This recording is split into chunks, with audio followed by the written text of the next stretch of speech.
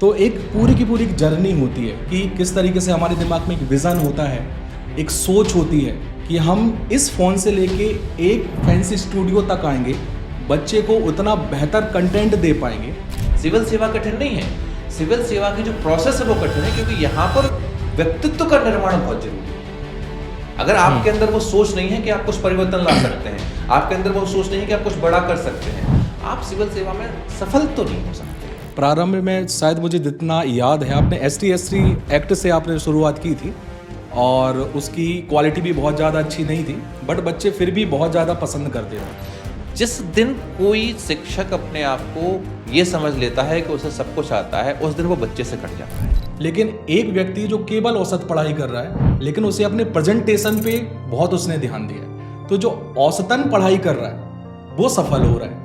लेकिन जो व्यक्ति पूरी किताबों को चाट चुका है, मतलब उसको एक किताब से सेटिस्फेक्शन नहीं मिल रहा है, तो दूसरी, तीसरी, चौथी, पांचवी ला रहा है और बाद में वो सफल नहीं हो रहा और कई सालों से मेहनत कर रहा है। कई ऐसे योद्धा और धुरंधर आपको मिलेंगे जिनके दिमाग में बहुत सारा नॉलेज होगा, अपने अपने विषय के पारंगत होंगे, लेकिन जब मुख्य परीक्षा आती है और जब उसके चयन की बारी आती है तो वहाँ पर वो सफल नहीं हो पाते, क्योंकि वो किसी एक विषय में पारंगत होते हैं। ये एग्ज़ाम पारंगतता का नहीं है, ये अपने आप को एवरेज से थोड़ा ऊपर उठाने का एग्ज़ाम है। असफलता से ही सर एक बात याद और आई, आप इसका उत्तर दीजिएगा कि आजकल बच्चे डिप्रेशन में बहुत होते हैं और सुसाइड तक पहुंच जाते हैं। जब मैं बात करता हूँ कि आपकी मध्य प्रदेश लोकसभा के नए पाठ्यक्रम को आप उठाना, नए पाठ्यक्रम में आप अगर history, geography, polity, economy, science, ये मेजर सब्जेक्ट हैं, अगर इनको उठाओगे, मेजर पार्ट इसका जो हम रेगुलर पढ़ते हैं, ट्रेडिशनल पढ़ते हैं, उसका वेटेज 480 नंबर है।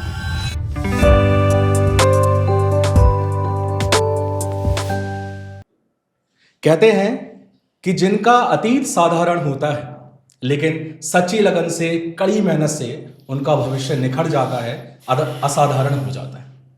लेकिन यदि हम बात करें उन व्यक्ति की जिन्होंने प्रारंभ किया दिल्ली शहर के एक प्राइवेट कंपनी में जॉब करने से और बाद में एक कमरे से, एक साधारण से फोन से शुरुआत की, वीडियो बनाकर, और बाद में उन्होंने इस पर रक्षा एकेडमी की यात्रा प्रारंभ की। कहते हैं जिनके जीवन में बहुत सारी चुनौतियां आती हैं, साधन के अभाव होते हैं, लेकिन उसके बाद में भी उबलते हुए, दहकते हुए दृढ़ निश्चय से जो काम करते हैं वो अवश्य सफल होते हैं।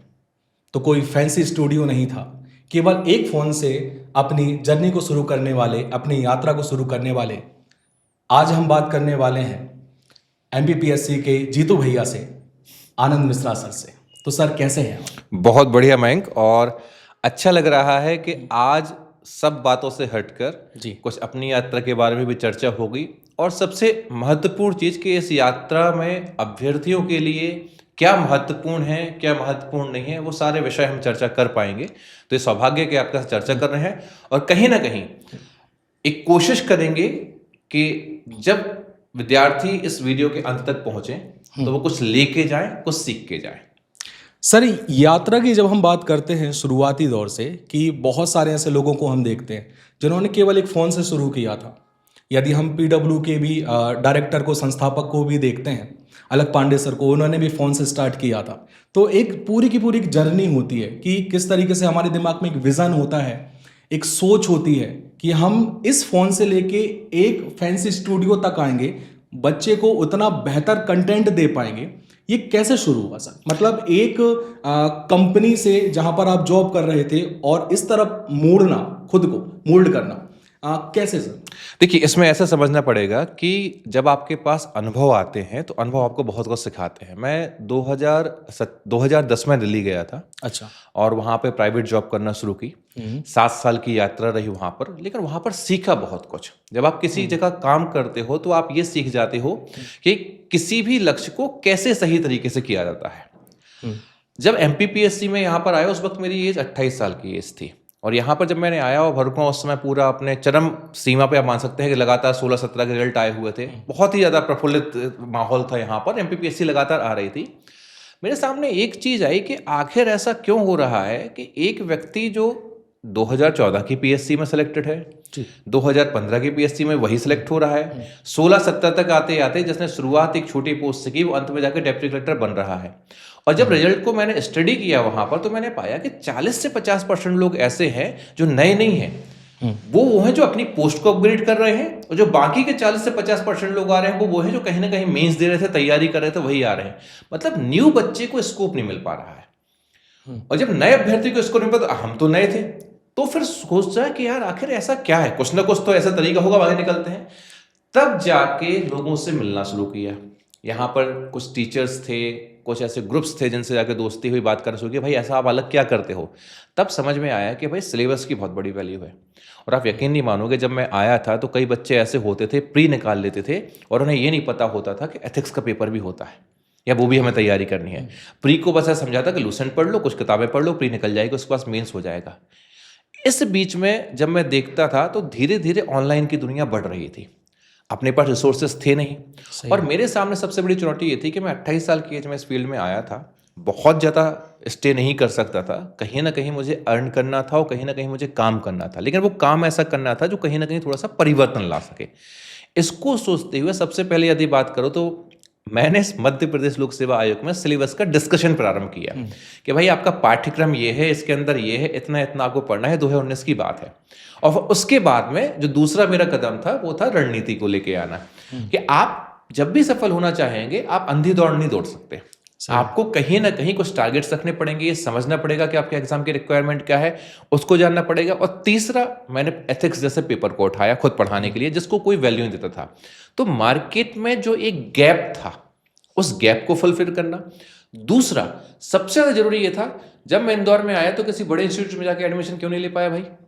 इसलिए ले पाया क्योंकि उस समय की फीस लाखों में हुआ करती थी। सही कह रहे हैं सर। एक चीज मेरे दिमाग में आई कि मैं तो ठीक हूं, जॉब करके आया हूं, ठीक है, कर लूंगा, लेकिन ऐसे कई अभ्यर्थी जिनके अंदर टैलेंट है लेकिन वो आगे नहीं बढ़ पाते। तो उस समय जो मात्र प्रीलिम्स की टेस्ट सीरीज हुआ करती थी वो 5-5 हज़ार रुपए की, 6 हज़ार रुपए की हुआ करती थी। आप 19 के टाइम पे याद कीजिए, मतलब आज आप देखेंगे कि दुनिया में हर जगह महंगाई बढ़ती है और एमपीपीएससी में महंगाई कम हुई है। सही है। वो कम करने के लिए मैंने सबसे पहले प्रयास किया कि कम से कम कीमत में बच्चों तक गुणवत्तापूर्ण चीजें पहुंच सके। और फिर आगे ऐसा था कि कहीं ना कहीं सबका प्यार मिला, भरोसा मिला, और आज ऐसा है कि बहुत सारे सफल अभ्यर्थी अपने साथ में हैं, जुड़े हुए हैं, प्रत्यक्ष या अप्रत्यक्ष रूप से सफलताएं जारी हैं। तो इस तरीके से यात्रा शुरू की थी। लेकिन एक विजन था, जो आप कहेंगे विजन था, कि 5 से 6 साल में इस स्थिति तक जाना है कि अपने साथ भी कोई डिप्टी कलेक्टर खड़ा हो, अपने साथ भी कोई डीएसपी खड़ा हो, अपने साथ भी कोई एडी एजुकेशन खड़ा हो, और आप आज देख रहे हैं कि वो लोग खड़े हैं। तो विजन 5 साल पहले देखा था, तब जाके आज वो चीज़ पूरी हो पाई है। प्रारंभ में शायद मुझे जितना याद है, आपने ST/ST एक्ट से आपने शुरुआत की थी और उसकी क्वालिटी भी बहुत ज़्यादा अच्छी नहीं थी, बट बच्चे फिर भी बहुत ज़्यादा पसंद करते थे। और शायद आज से 6 साल के पहले मैं भी आपके वीडियोस देखता था, तो मुझे भी लगता था कि कभी मुझे मौका मिलेगा कि मैं रक्षा अकेडमी जाऊंगा और मैं वहाँ पर पढ़ाऊंगा। और कहीं ना कहीं आपने उस सपने को साकार भी किया है कि मैं अंत में जाके मुझे बच्चों से जुड़ने का मौका भी मिला। मतलब उस सफ़र को मैंने भी देखा है कि आपने एक मोबाइल फ़ोन की क्वालिटी से लेकर आपने यहाँ तक आकर उसको कितने अच्छी तरीके से बच्चों को जो चीज़ें देनी चाहिए वो आपने देने का प्रयास किया। इसको ऐसे ही समझ लो, जैसे SC/ST एक्ट की बात आपने की ना, समस्या कहाँ आ रही थी, इस पूरी जर्नी का बेस आप समझिए कि अंतर कहाँ पे हम क्रिएट करने की कोशिश कर रहे हैं। SC/ST एक्ट था, लेकिन भाषा जो थी वो भाषा ऐसी थी जो बच्चों को सीधे तौर पर समझ में नहीं आ रही थी। क्लिष्ट भाषा थी, क्योंकि आपकी लॉ की भाषा होती है। वो कुछ नहीं किया था, कॉपी पेन से जो लॉ में लिखा हुआ था उसको साधारण भाषा में चेंज कर दिया। MPPSC भी यही है। जब आप अपनी समझ से किसी चीज को प्रस्तुत करते हैं, तो जैसे वो एक्ट बच्चों को समझ में आया, वैसे ही अगर आप आंसर राइटिंग अपनी समझ से सही तरीके से सजोते हैं तो आपकी कॉपी चेक करने वालों को भी समझ में आता है। MPPSC की यात्रा जो है वो कठिनता से सरलता की ओर है। और एथिक्स में भी यही है कि आप पेपर 1, 2, 3 में किसी नॉन लिविंग थिंग को समझ रहे हैं, लेकिन पेपर 4 में आपको इंसान की चीजों को समझना है कि भ्रष्टाचार क्या है या जो दार्शनिक है उनकी सोच क्या है। ऐसा ही वो आवश्यक क्या है। पेपर 4 मैं ये हमेशा बोलता हूं कि एकमात्र एक ऐसा पेपर है आपका MPPSC की तैयारी में जो जीवन भर आपके साथ चलेगा। जीवन भर आप क्या कर रहे हो वो पेपर आपको सिखा देगा। जैसे सामान्य भाषा में बात करूं, लोग जब जनरल बोल देते हैं कि यार तुम्हारा एटीट्यूड क्या है, बल्कि एक्चुअल एटीट्यूड की मीनिंग किसी को पता नहीं होती कि वो मनोवृत्ति है, आप किसी भी विषय के बारे में कैसे सोचते हो, वो आपका एटीट्यूड है, बस उसको नेगेटिव लिया जाता है। तो जब आप एथिक्स को पढ़ते हो तो आप एक्चुअल जीवन के जो आदर्श है उसको समझ पाते हैं। और मैं फिर कह रहा हूँ, जितने भी लोगों से हमने बात की है, सिविल सेवा में आना सिर्फ कुछ किताबों को पढ़ना नहीं है, यह व्यक्तित्व निर्माण की यात्रा है और ईश्वर उसी को यह ताकत देगा कि वो दूसरे के जीवन में परिवर्तन ला सके जो खुद अपने जीवन में परिवर्तन लाने की हिम्मत रखता हो। अगर कोई अभ्यर्थी ये सोचता है कि चंद किताबें पढ़ के वो एमपीपीएससी सिविल सेवा कोई ऐसा एग्जाम निकाल लेगा जिसमें आपके पास शक्ति है दूसरों के जीवन को परिवर्तित करने की, मैं फिर कह रहा हूं, आप जब एक अधिकारी बनते हैं, आप जाने कितने लोगों के जीवन में परिवर्तन ला सकते हैं। और ऐसी ताकत ईश्वर हर किसी के हाथ में नहीं देगा, ये ताकत ईश्वर से तपस्या करके कमानी पड़ेगी। और जो तैयारी में अंतर आता है ना, आप कहेंगे कि ऐसा क्या है, क्यों सिविल सेवा इतनी कठिन है? सिविल सेवा कठिन नहीं है, सिविल सेवा की जो प्रोसेस है वो कठिन है, क्योंकि यहां पर व्यक्तित्व का निर्माण बहुत जरूरी है। अगर आपके अंदर वो सोच नहीं है कि आप कुछ परिवर्तन ला सकते हैं, आपके अंदर वो सोच नहीं है कि आप कुछ बड़ा कर सकते हैं, आप सिविल सेवा में सफल तो नहीं हो सकते हैं।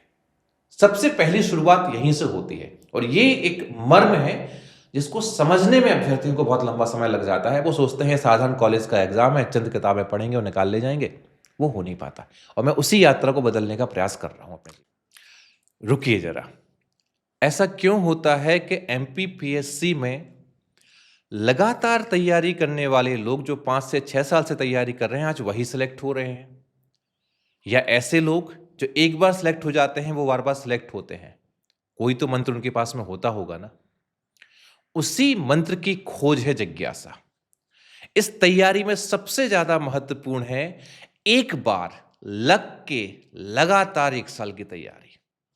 हम आपके लिए लेके आए हैं जिज्ञासा प्रोग्राम, जिसके अंतर्गत इंटरव्यू सिलेक्टेड मेंटर आपको सिखाएंगे सिनॉप्सिस बनाना, आंसर राइटिंग।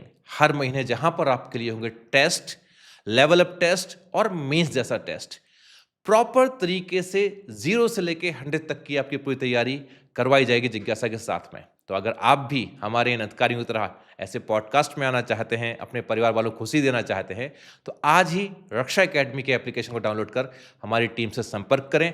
ये जिज्ञासा बैच आपकी एमपीपीएससी की हर जिज्ञासा को शांत करते हुए आपको सफलता की ओर ले जाने की गारंटी है। मिलते हैं उस ओर। जय हिंद। एक शिक्षक के तौर पर क्या क्या चुनौतियां रही होंगी आपके सामने? मैं पहले तो शिक्षक नहीं हूं, मैं ये मानता हूं।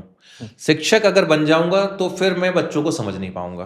मुझे लगता है मैं अभी भी एमपीपीएससी का एक अभ्यर्थी हूं जो सीख रहा है। मैं हर बार एग्जाम पेपर को देखता हूं, बहुत बार पेपर देने जाता हूं, बैठता हूं, अगर मेंस का भी पेपर होता है, भले वहां नहीं बैठा होता हूं, उसको एनालिसिस करता हूं कि क्या हो रहा है, कैसे पैटर्न चेंज हो रहा है। जिस दिन कोई शिक्षक अपने आप को यह समझ लेता है कि उसे सब कुछ आता है, उस दिन वो बच्चे से कट जाता है। फिर जो रणनीतियां निकलती हैं वो निकल नहीं सकती। फिर आप वो मर्म नहीं समझ सकते कि बच्चे को आखिर चाहिए क्या, समस्या कहां पे आ रही है। बच्चों के बीच में बैठकर ही उनकी समस्याओं को समझा जा सकता है। बहुत जरूरी है। आप ये सोचिए कि अगर एक अभ्यर्थी या एक कोई भी गरीब परिवार से कोई बच्चा आया जिसको कुछ पता नहीं है, आपको उसके स्तर पर आप उसको बहुत ज्यादा ऊपरी ऊपरी बातें नहीं समझा सकते। अरे एमपीपीएससी ये है, ऐसा है, वैसा। आपको उसके स्तर पे जाके बात करनी पड़ेगी। तो मैं आज भी एक अभ्यर्थी हूं, अभ्यर्थी के तौर पर अपनी तैयारी की यात्रा जारी कर रख रहा हूं और उसमें सीखते सिखाते आगे बढ़ रहा हूं। अब इस यात्रा में अगर देखा जाए चुनौती सबसे बड़ी क्या है? इस यात्रा में चुनौती सबसे बड़ी है सत्य के प्रति दूसरों का विश्वास ला पाना। अब मैं ये बात क्यों कह रहा हूं? मैंने कहा कि एमपीपीएससी अगर आपको तैयारी करनी है तो आपको लगभग 1 साल का एक ऐसा समय है जो आपको बंद कमरे में देना पड़ेगा, या अपने आप को डेडिकेटली 1 साल तैयारी करनी पड़ेगी। समस्या यह है कि मैंने कहा कि आपको सभी विषयों के ऊपर बराबर ध्यान देना पड़ेगा। ट्रेडिशन क्या है? ट्रेडिशन यह है कि आप कुछ विषयों को पढ़ते हैं, आप सोचते हैं आपने पूरी तैयारी कर ली। समस्या यह है कि जितना आपने पढ़ लिया, अपने दिमाग में रख लिया, कई ऐसे योद्धा और धुरंधर आपको मिलेंगे जिनके दिमाग में बहुत सारा नॉलेज होगा, अपने अपने विषय के पारंगत होंगे, लेकिन जब मुख्य परीक्षा आती है और जब उसके चयन की बारी आती है तो वहां पर वो सफल नहीं हो पाते, क्योंकि वो किसी एक विषय में पारंगत होते हैं। ये एग्जाम पारंगतता का नहीं है, ये अपने आप को एवरेज से थोड़ा ऊपर उठाने का एग्जाम है। तो ये सारी चुनौतियां होती हैं कि हकीकत को बच्चे को समझा पाना। क्योंकि बच्चा क्या होता है, बच्चा आएगा, किसी टॉपर का पॉडकास्ट देखेगा, उसने सिलेक्शन ले लिया, उसको देखेगा, एक सपना सजाएगा, यहाँ पर आ जाएगा। लेकिन उस सिलेक्शन की जो यात्रा है, उस यात्रा में जो असली चुनौतियां हैं वो इस एग्जाम को समझने की चुनौतियां हैं। आप एक बार एग्जाम को समझ गए, आपने 1 साल का समय दे दिया एग्जाम को, उसके बाद में आपको कोई रोक नहीं सकता। क्यों रोक सकता? क्योंकि अगर आप असफल भी होंगे तो आपको यह पता चलेगा कि आपको सीख के असफल हुए, वो थोड़ा प्रयास और बचा है, आप सफल हो जाओगे। लेकिन जब आप असफल ऐसे होते हैं कि आपको पता ही नहीं होता आप असफल कैसे हो गए हो, तो फिर आप कहते हैं यार एग्जाम बेकार है, टीचर बेकार है, कोचिंग बेकार है, दुनिया बेकार है, हम सबसे अच्छे हैं। हाँ, तो ये थोड़ा सा जो चुनौती रहती है कि सत्य को समझा पाना सबसे बड़ी चुनौती है। एक एग्जाम्पल हमें हमेशा ही देखने को मिलता है कि एक ग्रुप में 2-4 दोस्त लोग हैं जिनमें एक जो है वो बहुत अच्छा पढ़ रहा है, जिसने कई विषयों की बहुत सारी किताबें चाट चुका है दीमक की तरह। लेकिन एक व्यक्ति जो केवल औसत पढ़ाई कर रहा है, लेकिन उसे अपने प्रेजेंटेशन पे बहुत उसने ध्यान दिया है। तो जो औसतन पढ़ाई कर रहा है वो सफल हो रहा है, लेकिन जो व्यक्ति पूरी किताबों को चाट चुका है, मतलब उसको एक किताब से सेटिस्फेक्शन नहीं मिल रहा है, तो दूसरी, तीसरी, चौथी, पांचवी ला रहा है और बाद में वो सफल नहीं हो रहा और कई सालों से मेहनत कर रहा है। उसके दिमाग में आ जाता है कि मैं सफल क्यों नहीं हो रहा हूं। तो इसमें सर समस्या क्या है?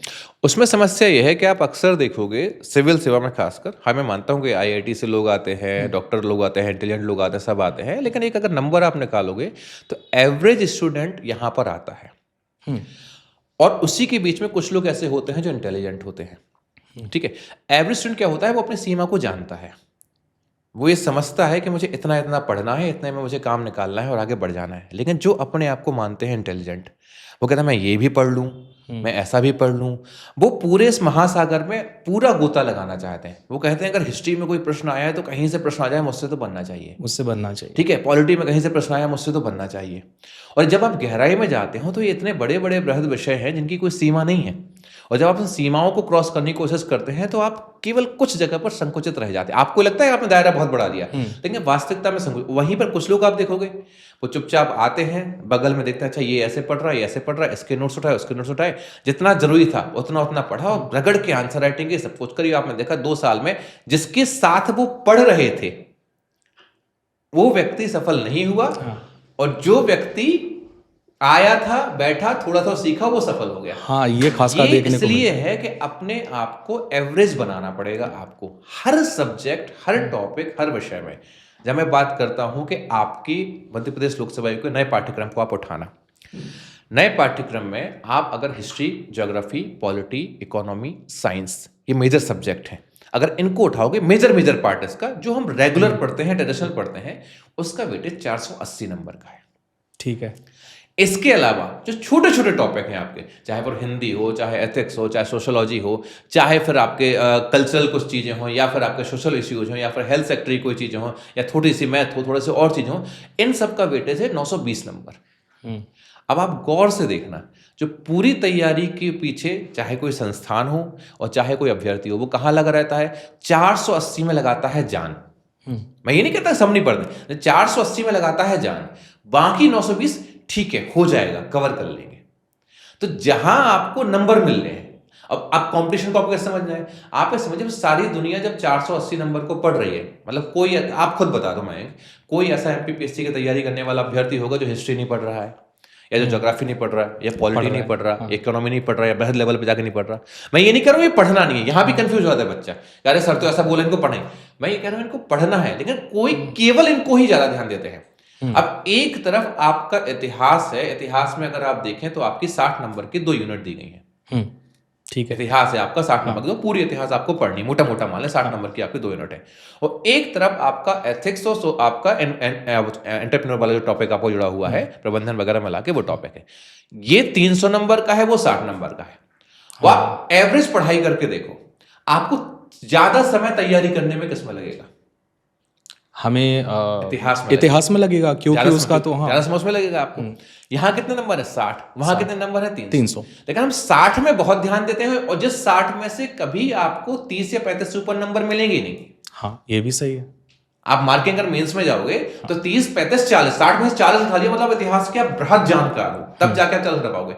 लेकिन वहां पर जो 300 नंबर का पेपर है, उसको आप अब 180, 190 भी क्रैक कर सकते हैं, क्योंकि एथिक्स का पेपर 4 वैसा हो गया। तो ये कहने का मतलब मेरा ऐसा है कि इस परीक्षा में लोग ज्यादा पढ़ने के ऊपर ध्यान देते हैं, बल्कि जरूरी है कि आप ये समझें नंबर कहां से मिल रहा है। आपके हिंदी विषय है, राइट? हिंदी में आपका एक मुहावरा आता है, सीधे 3 नंबर मिलता है। सही है। ये आसान है या 3 मार्कर या 2 मार्कर आंसर लिखना आसान है? क्या आसान है, आप बताइए। मुझे लगता है सर कि मुहावरे का सीधा आप अर्थ लिख दीजिए, सीधे या फिर कहानी जो, खत्म। क्योंकि उन्होंने सिलेबस में दिया ही है कि यहाँ से इतने नंबर का पूछा जाएगा। और तो सीधा सोचिए सीधा वहां पर कटौती की क्या गुंजाइश है? अगर आपने मुहावरे का अर्थ लिख दिया या आपने समास सीधे लिख दिया या संधि सीधे लिख दिया या अलंकार आपने सीधे लिख दिया, वहां कटौती की कितनी गुंजाइश है? कटौती की सर बहुत कम गुंजाइश है। हो सकता है कि आपने सही आंसर किया है, थोड़ी बहुत स्पेलिंग मिस्टेक हो गई है, आधा नंबर, तो कट जाएगा, बाकी तो नंबर पूरा मिलेगा। लेकिन क्या ये चीज पूरे विषयों के ऊपर अप्लाई करती है? नहीं सर, वहां पर आपको पूरा नॉलेज होना जरूरी है। और उसमें भी जरूरी नहीं है कि सामने वाला उस विषय के बारे में कैसे सोचता है। हाँ। क्योंकि हिंदी में क्या है, अलंकार के बारे में अगर कोई अलंकार उन्होंने दिया है तो जो आपने पढ़ा है वही उसके पास लेकिन इतिहास में अगर पूछ लिया गया कि 1857 की क्रांति के 3 मूल कारण बताइए, अब आपके 3 मूल कारण, सामने वाला किसको बेस्ट मानता है, क्योंकि उसके कई कारण है, अब उसमें तो अंतर रहेगा, तो कॉपी चलिए, वहां पर ऐसा नहीं होगा। तो ये हमको समझना है कि हमारे नंबर कहाँ से गेन हो सकते हैं, कहाँ से हमारे नंबर उठ सकते हैं, उसके ऊपर ध्यान देना।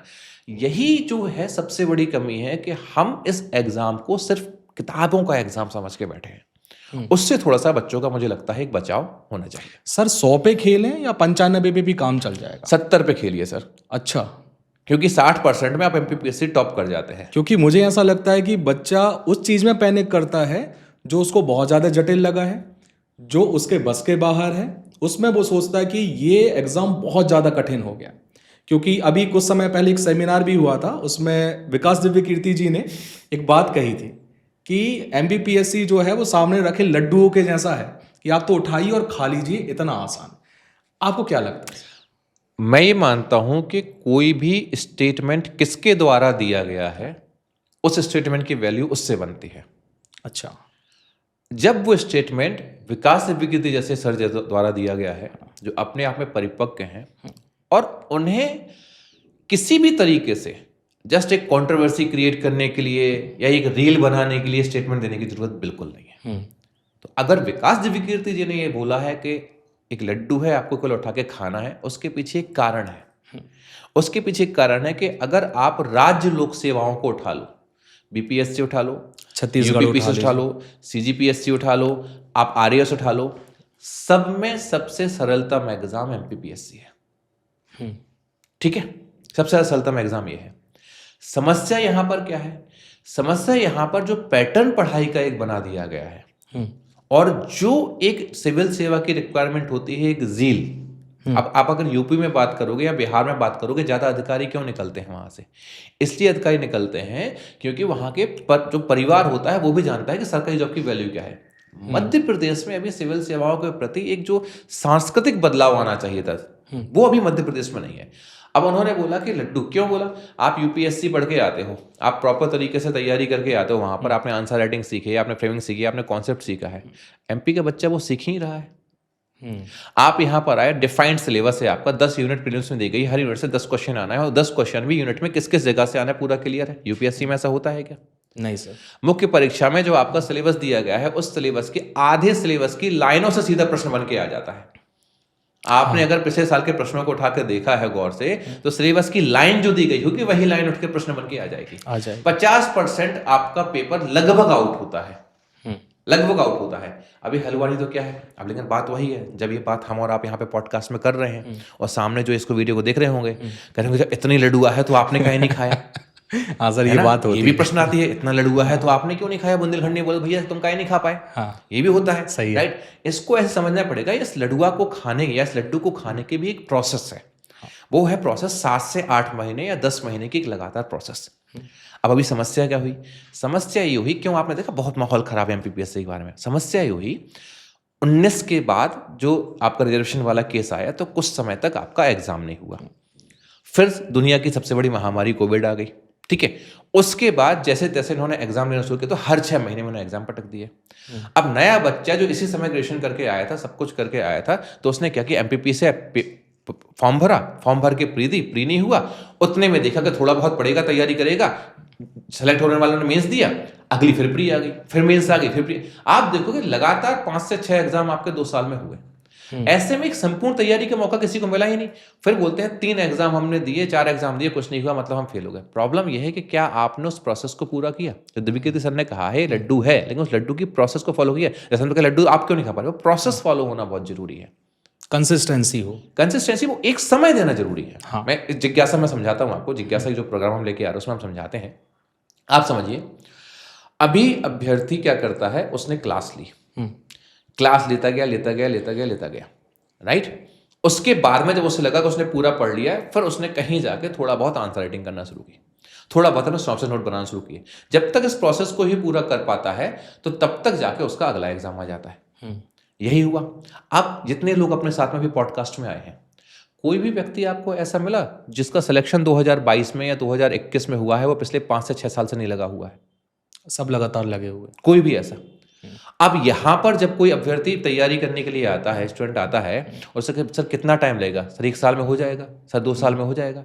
भाई, जिन टॉपर्स को देख के आप इस एग्जाम में आ रहे हो, जिसका पॉडकास्ट देख के, जिसका वीडियो देख के, जिसकी माला जिसके ऊपर चढ़ रही है, और मतलब माला पहनाई जा रही है, चढ़ नहीं रही है माला पहनाई जा रही है, उस टॉपर को देख के आप आ रहे हो। आपने ये देख लिया ये डीएसपी बन गया, ये डीसी बन गया, ये डी एजुकेशन बन गया, ये रेंजर बन गया, आपने उसको देख लिया, आप उसको देख के आओ, आप यहां पर आ गए।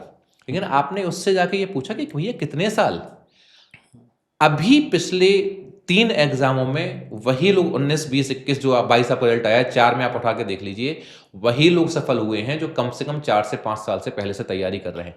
शायद इक्का दुक्का कुछ बहुत टैलेंटेड बच्चे होते हैं जो पहले से समझ के आते हैं, पहले से उनकी प्रिपरेशन होती है, ईश्वर की कृपा उनके ऊपर होती है। 95% लोग वो हैं जो कम से कम 4 से 5 साल से लगे हुए थे, तब जाके वो अपनी पोस्ट को अपग्रेड कर रहे हैं। और मुझे सर ये भी लगता है कि वो भी 4-5 साल से एक्चुअली लगे हुए हैं, हाँ। उन्होंने अटेम्प्ट नहीं दिए। क्योंकि आजकल क्लासेस में देखते हैं तो 17-17, 16-16 साल के बच्चे क्लास में आके बैठने लग गए। अब उनके अटेम्प्ट ही बहुत बाद में, बहुत बाद में कई यही आता है। तो यहाँ पे मर्म क्या निकल के आता है, मैं कि एक बात को समझना पड़ेगा कि इस प्रोसेस में टाइम लगता है। तो मैंने कहा लड़ुआ है, लड्डू है, लेकिन वो लड्डू खाने की प्रोसेस है एक। अब जिज्ञासा में हम क्या कर रहे हैं, हमने ये किया कि आपको हम 3 दिन क्लास पढ़ाएंगे, पहला पॉइंट।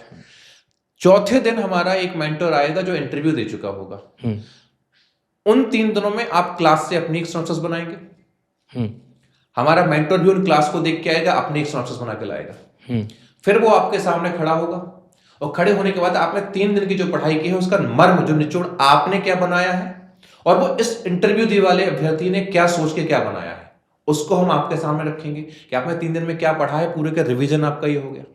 1-2 दिन हम आपके सिनॉप्सिस नोट्स और अपग्रेड पे काम करेंगे कि अगर हो सकता है क्लास में कुछ कम पढ़ाया गया हो और क्या ऐड करना है वो सब हम कराएंगे। फिर आपने 3 दिनों में जो पढ़ लिया, उस पीरियड या 3-4 दिन में आपने जो पढ़ लिया, एक दिन ऐसा आएगा कि हम उतने में ही आपकी आंसर राइटिंग करवाएंगे।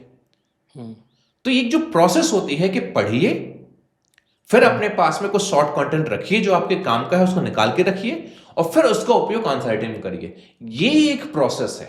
और अभी जितने पॉडकास्ट देखने वाले लोग हैं, उनसे एक ही बात कहता हूं कि आप भले 3 साल से लगे हो, 2 साल से लगे हो, 1 साल के लगे हो, ये प्रोसेस कितनों ने फॉलो की, और अगर आपने फॉलो की है तो आप निश्चित तौर पर मेंस में सफल हो रहे होंगे या हो जाएंगे, ये तय है। लेकिन बाकी लोगों ने क्या है, सालों को जाता है, सिलेबस ही पूरा नहीं होता है। तो हम अपने जिज्ञासा प्रोग्राम के अंतर्गत ये कर रहे हैं कि 8 महीने के अंतर्गत जो ये लड्डू हमें खिलाना है, हम जबरदस्ती करके, कुछ भी करके 8 महीने में आपकी पूरी क्लासेस, उनके बने हुए बेस्ड सिनॉप्सिस नोट्स, प्लस आपका आंसर राइटिंग बस नहीं, हर महीने हम आपका एवेल्यूएशन करेंगे। हर महीने आपको एक टेस्ट दिया जाएगा जो पूरे महीने में आपने पढ़ा है उतने में से आप लिखोगे, वही इंटरव्यू सेटेड मेंटर आपकी कॉपी चेक करके आपको रिव्यू देगा। 3 महीने बाद हम आपको एक लेवल अप एग्जाम लेंगे, जिस बच्चे ने 3 महीने में सीखा हुआ है, तो उसमें फिर जाके जो बच्चे टॉप 100 आएंगे, उन 100 बच्चों को हम अलग से एक नए ग्रुप में ऐड करेंगे, उनको फिर नॉरिश करेंगे अच्छे तरीके से। तो इस प्रोसेस में क्या होगा कि आप चाहते या ना चाहते हुए, क्योंकि अभी प्री खत्म हो जाएगी, प्री खत्म हुई, अब अगले प्री तक अपन फ्री हैं, तो अब ये कोशिश की जाएगी कि इस प्री से उस प्री के नोटिफिकेशन के बीच में जो गैप है, आप इतने तैयार हो जाओ, आपके नोट्स भी तैयार, आपकी आंसर राइटिंग भी पूरी, आपका सिलेबस भी पूरा, आपकी अंडरस्टैंडिंग भी डेवलप हो गई। अब अगली, और इसमें आपकी प्री भी साथ में चलेगी, आपकी प्री भी पूरी। अब जिस दिन आप सोचिए, आप खुद माइंड बताइए अपने आप में सोच के, अगर नोटिफिकेशन के पहले आपकी मेंस के पूरे सिनॉप्सिस नोट्स तैयार हो, आपकी आंसर राइटिंग हो चुकी हो, आपकी प्री आप पढ़ चुके हो नोटिफिकेशन के पहले, आपको सफलता से कौन रोक सकता है? बहुत इजी हो जाएगा सर ये, मतलब बहुत सरल हो जाएगा। क्योंकि हमें आप वो पौधा लगा रहे हैं, उसमें समय समय पर जो जो चीज़ें देनी चाहिए आप वो दे रहे हैं, तो निसंदेह वो तो ये मैं नहीं दे रहा होगी। एक्चुअली, हर किसी को करना चाहिए। अब आपने क्या कहा, बहुत आसान हो जाएगा, तो अब बताइए दीपक सर ने क्या गलत कहा? हाँ, उन्होंने वही लड्डू की बात करी। क्यों कही लड्डू बात? क्योंकि बात वही है, बच्चा सिर्फ वो लड्डू देख रहा है, उस लड्डू को बनाने की जो प्रोसेस है वो प्रोसेस समझना बहुत ज़्यादा इंपॉर्टेंट है। हम उसी प्रोसेस को आगे लेना चाहते हैं, हम वही अलग जगा रहे हैं या वही हम जगाने की कोशिश कर रहे हैं कि ये एग्ज़ाम अगर आप आने वाले 8 महीने सिर्फ और सिर्फ इस बात में निकाल दोगे कि कितनी पोस्ट हैं, क्या पॉजिटिविटी है क्या नेगेटिविटी है। मैं सीधा मानता हूँ, मैं एक बात बताना, 19 के बाद ये नेगेटिविटी शुरू हुई, हाँ सर, बच्चे बाहर बहुत नेगेटिव हैं, लेकिन क्या 19 में बच्चों का सिलेक्शन नहीं हुआ? उसमें भी हुआ है, उसके बाद क्या में 20 रिजल्ट में आए नहीं हुआ? उसमें भी हुआ है। क्या 21 में नहीं हुआ? कि 22 में नहीं हुआ? कौन है ये लोग? कहाँ से आते हैं ये लोग? ये वो लोग हैं जिनको ये पता है कि वो इस एग्जाम में सफल होने के लिए आए हैं। ये वो लोग नहीं हैं जो भोलाराम उस्ताद मार्ग के ऊपर शाम को मोमोज की चटनी के साथ में चक्षु अपने सेकते हैं। मैं सीधी बात बोलूं यहाँ पर, सही है, राइट? इसलिए कहते हैं या भगवान सोशल को- मीडिया में अपने आप को बहुत ज्यादा अच्छा दिखाने के लिए दूसरों के ऊपर कमेंट करने के लिए बैठते हैं। हाँ, तो उन लोगों के लिए एग्जाम नहीं है, क्योंकि ये लोग निकले हैं ना, अच्छे अच्छे नंबर्स के साथ निकले हैं। तो ये लोग कौन है, कहाँ से आ गए भाई? आप दोष देते हैं कि सरकार ने एग्जाम नहीं लिया, आप दोष देते हैं कि ये है वो है, तो इनके लिए भी वही समस्या थी ना। तो ये बड़ी सीधी बात है, लड्डू उसके लिए है जो इस लड्डू को खाने की प्रोसेस को समझ के आगे बढ़ना चाहता है। और निश्चित है अगर आपने 8 से 9 महीने एक बार तैयारी कर ली, आप यहां से पद लेके ही जाओगे, क्योंकि फिर आप वापस नहीं आओगे। क्योंकि जब आप नेगेटिव कब होते हो, जैसे आपने हिंदी की पुस्तक बनाई, राइट? आपसे मैं एक सवाल पूछूं कि जितनी शिद्दत से आपने हिंदी की पुस्तक में काम किया, सारे आयाम देखे, कैसे पेपर क्वेश्चन आते हैं, कैसा नया सिलेबस है, क्या है, कहाँ कहाँ से उठ सकता है, ये सब आपने पूरा देखा, राइट? क्या कभी आपने खुद की तैयारी में वो सारे आयाम लगाए? नहीं, उतना नहीं लगा। उतना नहीं लगाए ना। अगर इतने ही आयाम आप वहां पर लगाते तो क्या होता? जो यहां हुआ है कि आज मध्य प्रदेश लोक सेवा आयोग में अगर किसी को हिंदी किताब पढ़नी है तो वो देवनागरी पब्लिकेशन के मयंक शर्मा की किताब है। ये क्यों हुआ? क्योंकि आपने पूरी शिद्दत लगा दी उसमें, बिना ये सोचे कि मेरी कितनी कॉपी सेल होंगी, कितने लोग उसको लेंगे, क्या होगा क्या नहीं। आपने कंटेंट पे काम किया, पूरी ताकत लगा। अगर मान लीजिए आप ये सोचते कि अरे यार 5,000 कॉपी बिकेगी तो मुझे तो कुछ नहीं बचेगा, अगर 5,000 कॉपी नहीं बिकी तो क्या हुआ? तो समस्या यहां पर यह है कि अगर 100 पोस्ट आई तो मेरा क्या होगा, 150 पोस्ट आई तो मेरा क्या होगा, बाद में 87 तरह निपटा तो मेरा क्या होगा। क्या होगा कि आंसर्स के चक्कर में क्या हो सकता है, आप उसको भूल जाते हो। ये समस्या है। तभी कृष्ण कहते हैं कि कर्मण्यवाधिकारस्ते माँ फलेषु कदाचन। तो हमें ऐसा लगता है कि यार हम जब फल की चिंता ना ही करेंगे तो फिर कर्म करने में क्या मजा आएगा।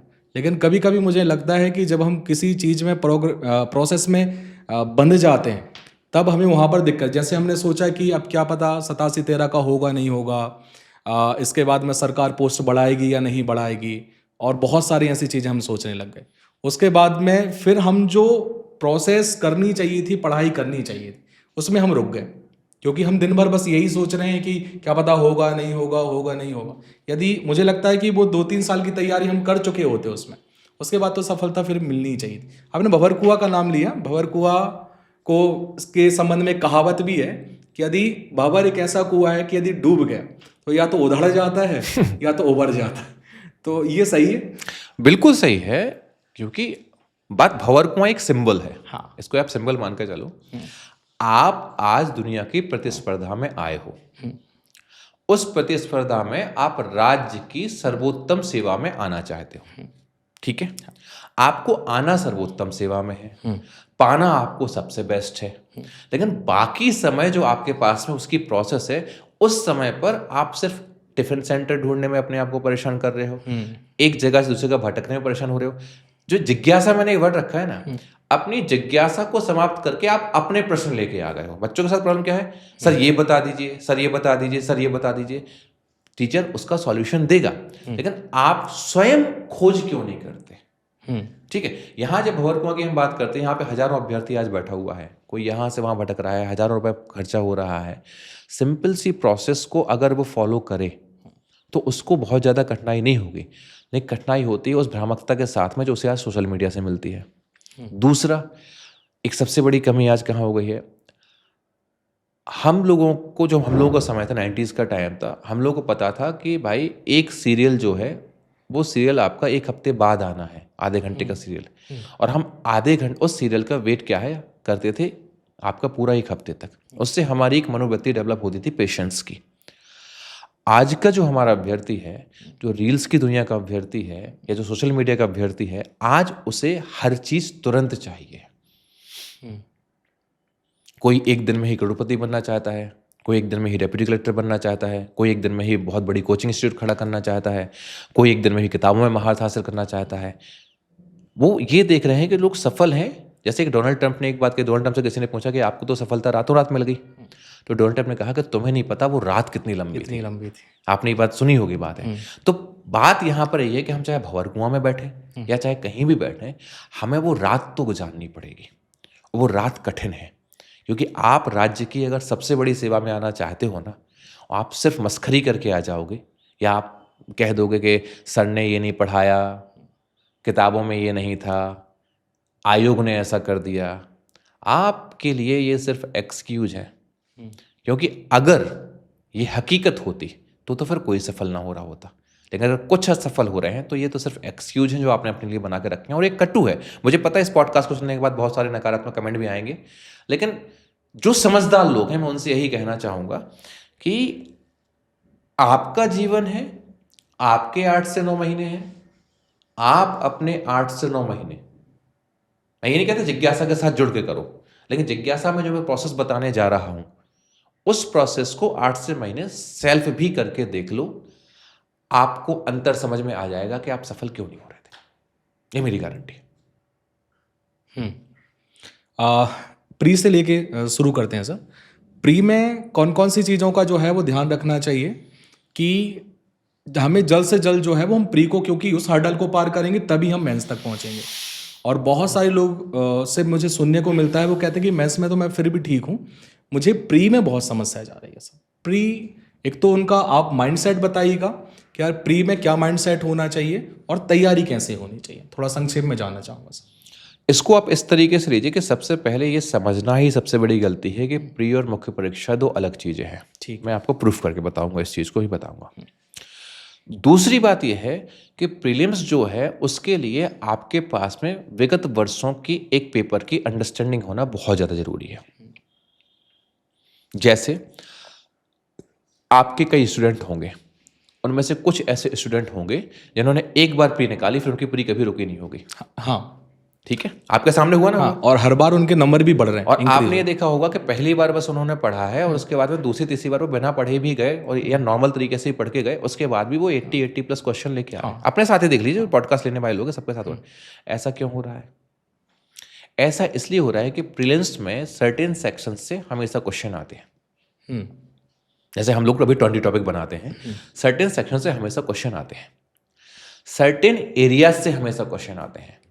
प्रीलिम्स में 60 से 70 प्रश्न ऐसे होते हैं जो एवरेज क्वेश्चन होते हैं, जिसने अगर ठीक ठाक पढ़ाई की है उसे 60 से 70 क्वेश्चन वो बनने चाहिए। असली चुनौती होती है 10 क्वेश्चनों की, कि आपको 10 क्वेश्चन आगे लेके जाना है।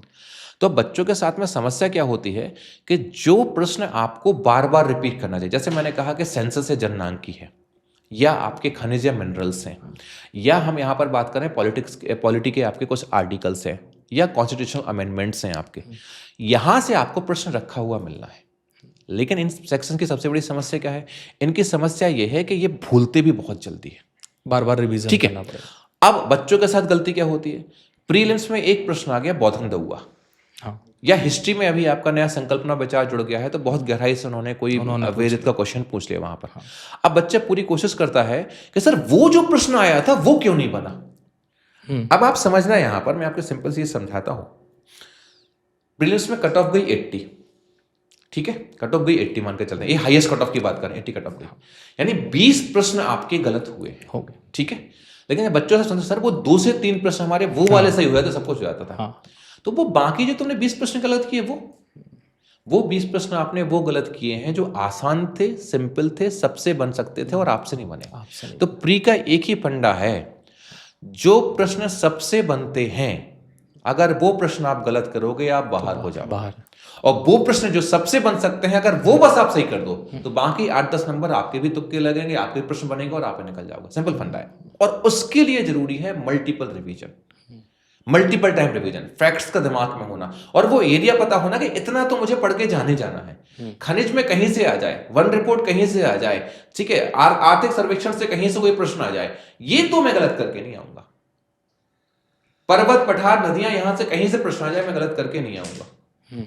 आपने वो सेक्शन पहचान लिया कि जहां से प्रश्न आते ही आते हैं, वहां एमपी अगर 40 प्रश्न आ रहे हैं मेरे 38 प्रश्न सही होंगे, आपकी प्रीलिम्स कभी नहीं रुकेगी। हाँ, मतलब वो तो एमपी तो सही होना ही चाहिए, होना ही चाहिए। होना ही लेकिन चाहिए। समस्या आप उनसे पूछो जो 2 क्वेश्चन से रुके हैं, 3 क्वेश्चन से रुके हैं, उनसे पूछना उनके 2 या 3 क्वेश्चन या तो वो ये साधन जो 20 टॉपिक बताता हूं उसमें से गलत करके, मैं गारंटी देता हूं इस बात की, मैं तो खड़े होकर ऑनलाइन होकर बताता हूं 20 टॉपिक इसमें कि आप देख लो जो 5 प्रश्न आपने गलत किए हैं वो यहीं से गलत किए। बच्चा कहता है हाँ सर यहीं से गलत हुआ है। तो जब आपकी आंखों के सामने प्रीवियस सर बता रहा है कि यहां से प्रश्न आना है तो आप उन सेक्शन को मजबूत करिए। आप सब कुछ पढ़ने की कोशिश करते हो और इसीलिए किसी भी लगातार कोई निकालने वाले बच्चे से पूछ लेना, वो बोलेगा सर हम तो इतना इतना पढ़ते हैं, जाते हैं, देते हैं, हमारा हो जाता है। उसके लिए बहुत हलवा हो गया है। अब दूसरी बात मैंने कहा प्रियो मेंस अलग नहीं है। मैंने कहा ठीक है, आपकी मुख्य परीक्षा में अब पुराना वाला 19 वाला समय नहीं रहा कि जहां पर आपके पास शब्द सीमा अथाह है, आप जितना चाहो उतना लिखो। अब आप जितना स्वीट क्रिस्प लिखोगे उतना ज्यादा आपके लिए महत्वपूर्ण है। अब आप मुझे बताओ कि 2 मार्कर को अगर आपको अच्छा लिखना है तो क्या गाथा लिख के अच्छा कर पाओगे जब आपके पास में तथ्य होंगे? तथ्यों से लिख पाओगे ना, तथ्यों से लिख, और तथ्य कब होंगे? जब आपको प्रीलिम्स के फैक्ट याद होंगे। फैक्ट याद होंगे। तो जितने प्रीलिम्स के फैक्ट आपको याद है उतनी मेंस आपकी मजबूत है, क्योंकि अगर वो आपको फैक्ट याद है तो आप आंसर सजा सकते हो, बना सकते हो। अगर आपको एक रिपोर्ट याद है, उस रिपोर्ट में कौन कौन सा डेटा दिया गया है वो अपने प्री के लिए तैयार करके रखा है, वही डेटा आप मेंस में पुट करोगे, आपका काम हो जाएगा। तो ये प्री और मेंस को अलग समझना एक सबसे बड़ी गलती है। और दूसरी बात सबसे बड़ी गलती है कि हम सब कुछ बहुत गहराई से पढ़ते हैं। हमें वो पढ़ना है जो एग्जाम में आता है और उसी के लिए हम लोग बैठे हैं, बार बार बताते हैं कि इतना आप कवर कीजिए, मिनिमम इतना करके जाइए, आपको सफलता मिलेगी और मिलती है। सिलेबस ही मतलब मान के सकते हैं कि गीता है और आपको बस उसी को ही फॉलो करना है। सिलेबस आपका जीपीएस है। अच्छा, जैसे अगर आज हम लोग इस जगह पर बैठे हैं और यहाँ से मैं कहूँ कि आपको भंवर कुआं जाना है, तो भंवर कुआं जाने के आपके रास्ते, एक रास्ता ऐसा भी है कि यहाँ से आप उज्जैन जाओ, उज्जैन से फिर आप देवास आओ, देवास से आके फिर आप रिंग रोड पकड़ो, रिंग रोड पकड़ के फिर आप खंडवा नाका आओ, खंडवा नाके से फिर आप भंवर कुआं। रास्ता तो है, पहुँचोगे आप भंवर कुआं ही। एक रास्ता आपके पास में सीधे है कि सीधा आप रिंग रोड पकड़ो, पीछे जाके आप आईटी पार्क चौराहे पहुंचो और भंवर कुआं पहुंच जाओ। और एक रास्ता आपके पास में सीधे आप एमआर रोड पकड़ो, आप सीधे पहुंच जाओ। राइट। तो सिलेबस जो है वो ये बताता है कि आप शॉर्टेस्ट वे में अपनी सफलता तक कहां पहुंच सकते हैं। इसीलिए सबसे पहले एक स्टूडेंट के लिए सबसे ज्यादा जरूरी है, हमने क्या कहा, जैसे आपने एक शुरुआत में प्रश्न पूछा था कि सर 95% पढ़ ले तो काम चल जाएगा, मैंने कहा 70%। मैं अपने जिज्ञासा प्रोग्राम में यही करने जा रहा हूं। सिलेबस की लिखी हुई लाइन के आसपास के 3-4 डायमेंशन जितने आपके प्रश्नों में आ सकते हैं उतने में आपके कवर कराऊंगा। उससे एक्स्ट्रा जितना पढ़ना है वो आप पढ़ो, क्योंकि एक्स्ट्रा पढ़ने के चक्कर में पूरे सिलेबस के हर लाइन के 3-4 डायमेंशन जो आपके लिए जरूरी है समझना, वो आप नहीं कर पा रहे हो, वहां आप पीछे रह रहे हो। समझो मेरी बात को। तो हमारी कोशिश अभ्यर्थियों से कहने की एक है कि एक बार पूरे पाठ्यक्रम को उठाइए, जो पाठ्यक्रम दिया गया है उसके अनुसार से प्रीवियस ईयर के क्वेश्चंस को देखिए, उसके अनुसार अपने डायमेंशंस को बनाइए, अपने सिनॉप्सिस बनाइए, अपनी आंसर राइटिंग कीजिए। आप 8 महीने करके देखिए, अगर आप सफल ना हो जाए तब कहना। मतलब हमें 100% पे खेलने की जरूरत नहीं है।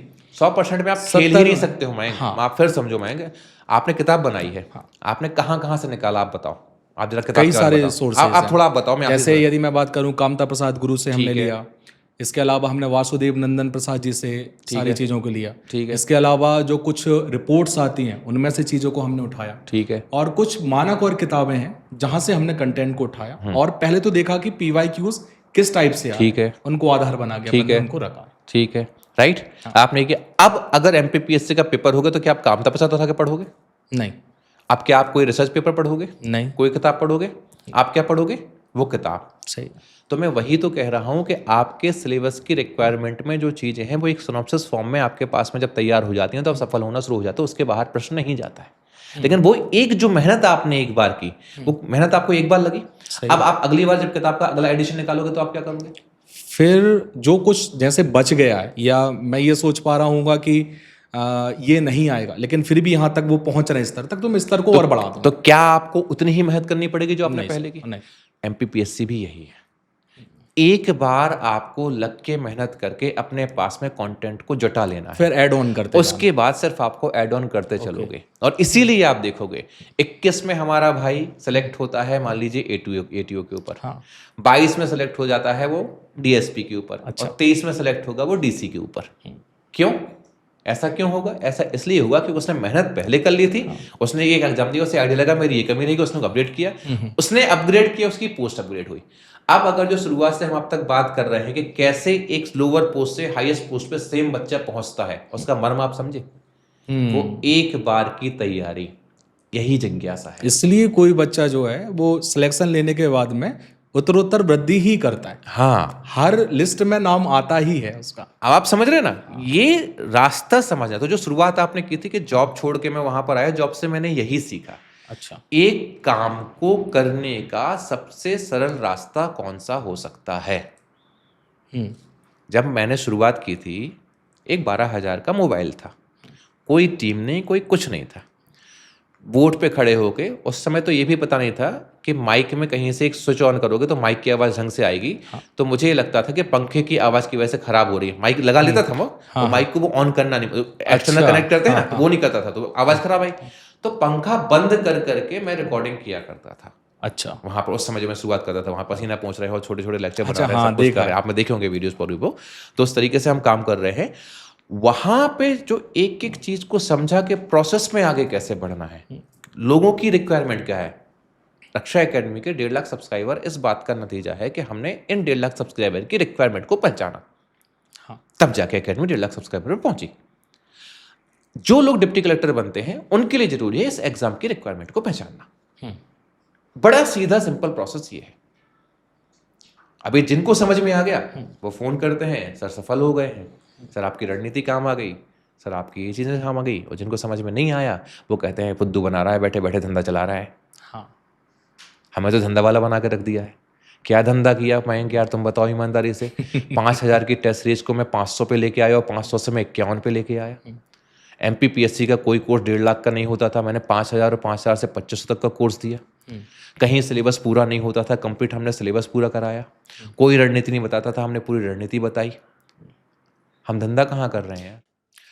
रुकिए जरा, ऐसा क्यों होता है कि एमपीपीएससी में लगातार तैयारी करने वाले लोग जो 5 से 6 साल से तैयारी कर रहे हैं आज वही सिलेक्ट हो रहे हैं, या ऐसे लोग जो एक बार सिलेक्ट हो जाते हैं वो बार बार सिलेक्ट होते हैं?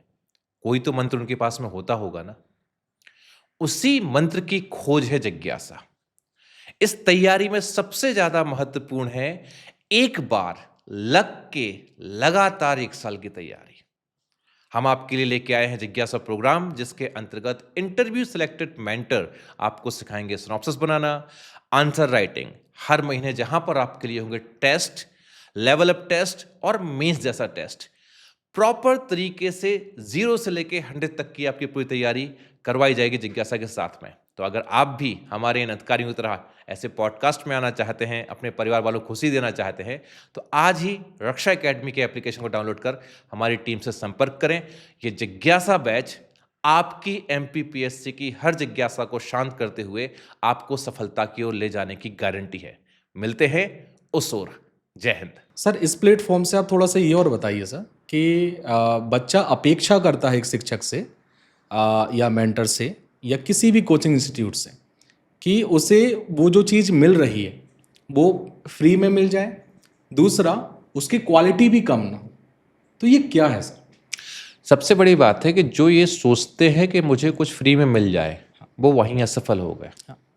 क्योंकि सीधी सी बात है, यदि आप इंस्टीट्यूट रन कर रहे हैं और मैं आपके यहाँ पर पढ़ा रहा हूँ तो मैं भी आपसे पैसा ही ले रहा हूँ। राइट। मैं वही सोचूं, जो ये सोचते हैं कि हमें फ्री में मिल जाए, सब कुछ हो जाए, वो आप ये मान के चलें कि वो असफल पहले ही हो गए हैं। हर सफलता की एक कीमत होती है और वो कीमत तो आपको चुकानी पड़ेगी।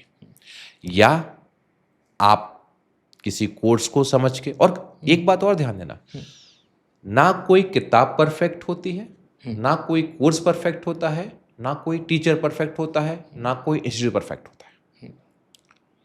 कोचिंग वर्ड का जो मतलब है वो होता है कोच करना। कोच का राइट। कोचिंग का मतलब क्या है? कोच करना, राइट। आपको ये बताना कि आपको ये कैसे करना है। लेकिन यहां पर कोचिंग को कैसे करें? आप हमें ये मत बताओ कैसे करना है, आप हमें करके दिखाते चलो। अच्छा। आप पूरा भर भरू के हमें पूरा दे दो, हम कर लेंगे। हाँ। ये समस्या है। आपकी नोट्स में से सर सारे क्वेश्चन आ जाए, आपकी किताब में से सब चीजें हो जाएं। सर आप हमें और शॉर्ट करके आप हमें चीजें दे दो, आप हमें 4 पीडीएफ दे दो, हमको पढ़ने का उसमें सिलेक्शन हो जाएगा। कोचिंग का असली मतलब होता है कि आपको ये समझाया जाए, जैसे मैं रणनीति में बताता हूँ कि आपको ये सेक्शन ऐसे ऐसे इतना इतना करना है। अब ये काम आपका है कि आपको करना है, उसके लिए आपको किसी के लिए डिपेंडेंस होना जरूरी नहीं है। हाँ, आप जब किसी कोचिंग में रहते हो, किसी मेंटर के सानिध्य में रहते हो, जो आप गलतियां कर रहे हो, क्या मान लो सिलेबस नहीं देख रहे हो, तो वो आपको सिलेबस देखना सिखा देगा। आप पीवाई क्यों नहीं देख रहे हो, आपको पीवाई क्यों देखना सिखा देगा। आप आंसर राइटिंग कर रहे हो, उसमें कहाँ कमी हो रही है वो बता देगा। ठीक है, आपके टाइम टेबल में कुछ गड़बड़ आ रही है, आपको वो समझा देगा। इतना बस रोल होता है इंस्टीट्यूट का और कोचिंग का। बाकी पूरी सफलता अभ्यर्थी की सफलता होती है। ये सब झूठ है। कोई ये कह दे कि मैंने इस बच्चे को बना दिया, बहुत बड़ा झूठ है। सब झूठ बोलने वाले लोग हैं ये। कोई कोचिंग, किसी इंस्टीट्यूट के द्वारा कोई भी स्टूडेंट सेलेक्ट नहीं होता है। स्टूडेंट सेलेक्ट होता है अपनी दम पे, अपनी मेहनत पे। आप लोग सिर्फ उनको ये बताने वाले हो कि इस रास्ते पर ऐसे चलना है, दैट्स इट। तो ये जो कई लोगों की आदत है ना कि श्रेय लेना शुरू कर देते हैं कि मैंने इस बच्चे को बना दिया, मैंने ये कर दिया, मैंने वो कर दिया, ये कभी नहीं होता।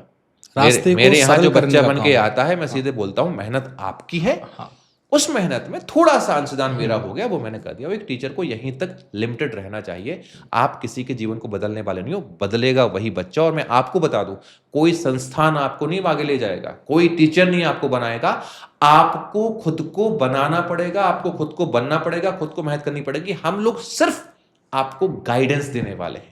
हाँ, ये जरूर है कि आपको ये पहचानना पड़ेगा कि कौन आपको सही गाइडेंस दे रहा है और कौन आपको गलत गाइडेंस दे रहा है। ये आप तब पहचान पाओगे जब आप सिलेबस को समझोगे, पीवीआई को समझोगे, दूसरों के साथ में चर्चा करोगे। तब आप जान पाओगे कि कौन सी रणनीति, कौन सा प्लेटफॉर्म आपके लिए सही है या क्या तरीका आपके लिए सही है, गलत है। तो ये समझ आपके अंदर होना चाहिए। जब ये समझ आप डेवलप कर लोगे, एग्जाम अपने आप निकाल लोगे। अभी आपने जो कैमरे में देख के बोला, यही आपको जामवंत बनाता है? आप कह सकते हो कि जामवंत जरूर आप कह सकते हो, क्योंकि कहीं ना कहीं हर अभ्यर्थी में वो ताकत है कि वो इस एग्जाम को निकाल सकता है। वो फंसा हुआ उस जगह पर कि वो अपनी ताकत को भूल चुका है। ठीक है, और सही गुरु वही है जो अपने अभ्यर्थी के एक गुण को पहचाने। आपके सामने एक स्टेटमेंट मेरा याद होगा आपको, आदित्य तुम टॉप 10 में आओगे। हाँ, और ये शायद रिजल्ट आने के 2 दिन पहले, 2 दिन पहले कि हमारी जो बातचीत दिन हुई पहले थी, उसमें आपने मुझे बताया। आदित्य बैठो टॉप 10। कैसे बोल दिया? और आप मेरे साथ इतना रहते हो, क्या मैं ये हर किसी के बारे में बोलता हूं? अच्छा, इससे जुड़ा हुआ एक प्रश्न और, कि एक मेंटर को पता चल जाता है कि ये फोड़ने वाला है? हाँ, पता चल जाता है। मुझे दिव्य शक्ति होती है सर। मुझे पता था कि मयंक शर्मा काम कर लेगा। अच्छा, अपना ही एग्जाम्पल ले लो ना। मैं तुम्हें अपने साथ रखा, अपने साथ में अगर लेके चले भाई की तरह, क्यों रखा? मुझे पता था कर ले जाओगे, क्योंकि वो जो जिज्ञासा होती है किसी व्यक्ति के अंदर, किसी चीज को सीखने की, जानने की, समझने की, वो दिखाई दे जाती है। इसे पता था कि निकाल ले जाएगा। कई अभ्यर्थियों को पता होता है वो निकाल लेंगे, ये पता चल जाता है, हर मेंटर को पता चल जाता है। इसीलिए वो मेंटर उसके ऊपर ध्यान देता है। इसलिए आपने देखा होगा कि जितने भी आप अगर देखोगे अपनी एकेडमी में जितने भी लोग पढ़ाते हैं वो सब सेलेक्ट होते हैं। आपने देखा अंशिता सेलेक्ट हुई, आदित्य सेलेक्ट हुआ, आदित्य नारायण तिवारी सेलेक्ट हुए, अभिषेक वाइकर भी आपका सेलेक्टेड है। ठीक है, आप अपनी फील्ड में एक प्रकार से आगे बढ़े, क्योंकि आप सिलेक्शन की प्रोसेस में नहीं हो, लेकिन आपने अपनी फील्ड में बहुत बढ़िया काम किया। आप देखना, चुनने की बात है। आप बलराम नगर सर की बात करो तो सिलेक्टेड लोग उनसे बोल रहा है कि भाई बलराम नगर सर में कितनी ताकत है, वो भी कहीं ना कहीं आगे जाकर सफल हो ही जाएंगे, बस टाइम की बात है।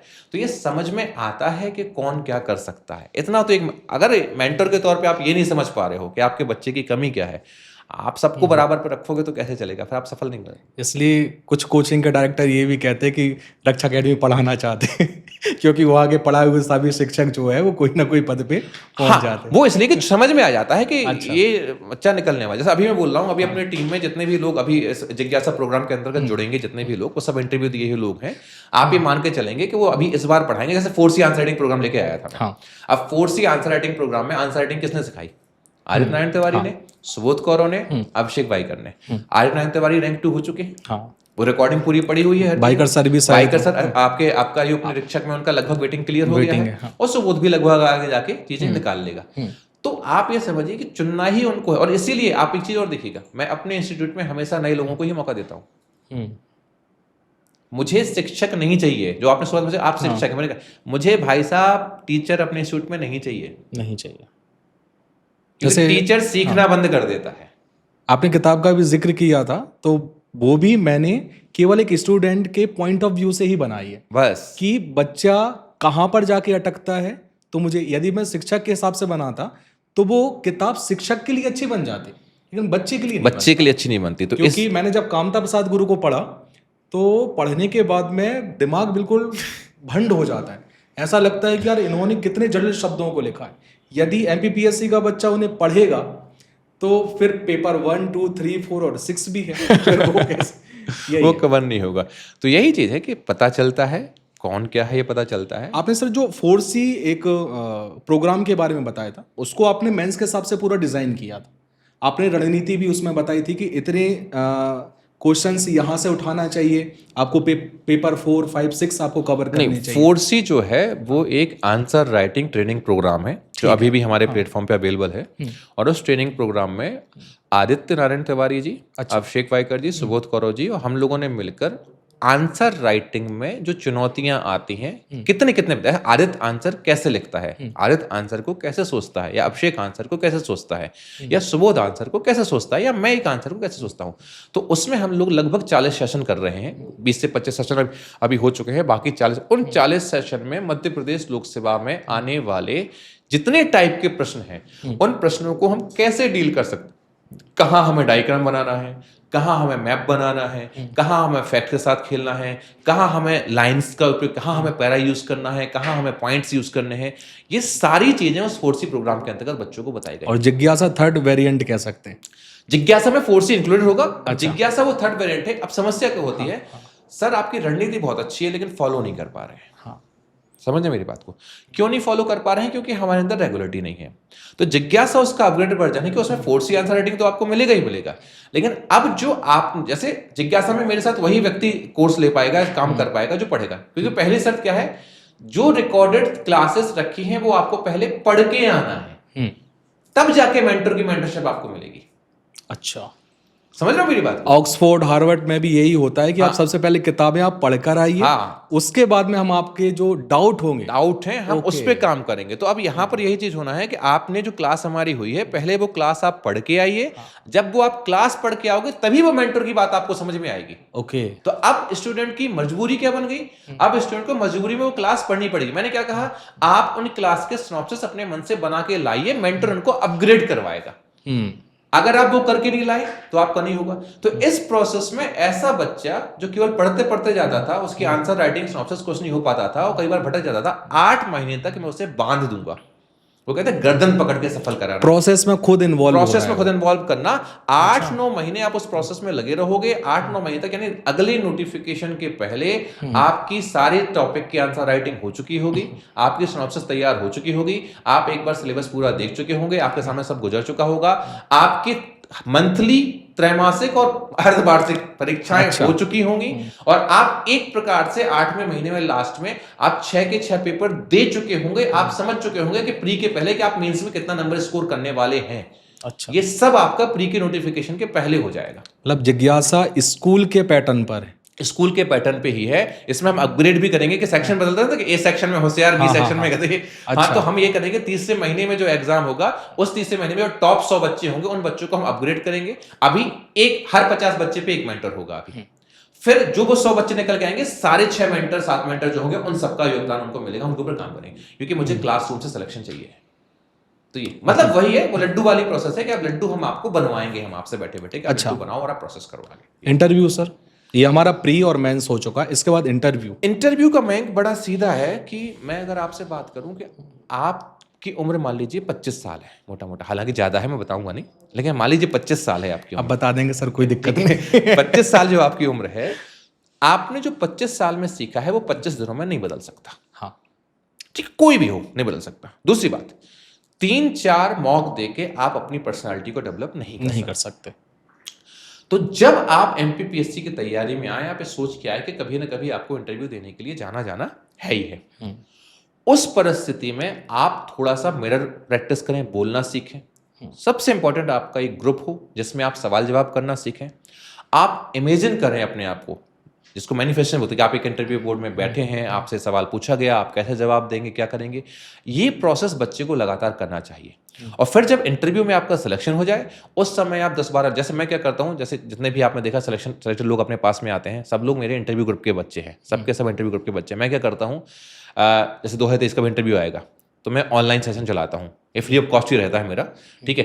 इसमें क्या करते हैं कि हम बच्चे को बुलाते हैं, रोज रात में 10 बजे हम सारे बच्चे इकट्ठे होते हैं गूगल मीटिंग के माध्यम से, और गूगल मीटिंग में हम आते हैं। अब गूगल मीटिंग में किस इंटरव्यू में आपसे क्या प्रश्न पूछा, आपने क्या जवाब दिया, आपको क्या जवाब देना था, आपका क्या जवाब हो सकता था, इस पे हम विचार विमर्श करते हैं। और इस प्रोसेस के थ्रू हम इंटरव्यू में तैयारी करते हैं। और आप यकीन नहीं करोगे, चाहे हरनीत कौर हो, चाहे आदित्य तिवारी जी हो, चाहे आदित्य नागर हो, चाहे अंशिता नागर हो, ये सब उसी इंटरव्यू प्रोग्राम का हिस्सा रहे हैं और बहुत अच्छा स्कोर किया है। तो मेरा मानता है कि इंटरव्यू आपको मॉक से नहीं आता है। इंटरव्यू एक प्रोसेस है जिसमें ग्रुप डिस्कशन, नॉलेज, डेप्थ जो आपने भरा है वो कैसे भरना है। कई बार क्या होता है, हॉबी कुछ भी भरवा देते हैं। आप गए बाबाओं के पास, बाबा ने कहा ये हॉबी लिख दो, ऐसा नहीं, हॉबी इंटरनल होती है। क्योंकि इंटरव्यू में क्या होता है, मैं जो इंटरव्यू लेने वाले लोग होते हैं वो अपने साथ में एक बाल्टी पानी रखते हैं। आप जैसे ही बोर्ड रूम में एंटर करते हैं वो पूरा पानी आपके ऊपर डालते हैं, आपका पूरा मेकअप उतर जाता है। अब इसका मतलब ये नहीं हकीकत में वहां पानी होता है, बिंब कहने का मतलब मेरा ये है कि इंटरव्यू लेने वाले इतने साड़े होते हैं, इतने इंटेलिजेंट होते हैं वो लोग, कि अगर आप उनके सामने बनावटी बन के गए, वो 2 मिनट में आपको आपकी औकात पे लाके खड़ा कर देंगे। और समस्या क्या है, अगर आप कोई ऐसा बनावटी बना के लेके गए और वहां पर आपसे बनावटी आपको समझे गड़बड़ हो गई वहां पे, फिर आपका पूरा इंटरव्यू बेकार हो गया। तो मेरा ये कहना है, आप पहले अपनी तैयारी पे ध्यान दें, अपनी स्पीकिंग पे काम करें, ग्रुप डिस्कशन करें, बोलने की कोशिश करें, प्रैक्टिस करें अपने आप में, क्योंकि एक न एक दिन तो आपको इंटरव्यू में जाना है। और दूसरा सबसे महत्वपूर्ण, ये या ऐसे जैसे कई पॉडकास्ट मैंने जब 3 साल पहले या 4 साल पहले पहली बार किसी का पॉडकास्ट देखा था, तब इमेजिन करे थे, मैनिफेस्ट किया था।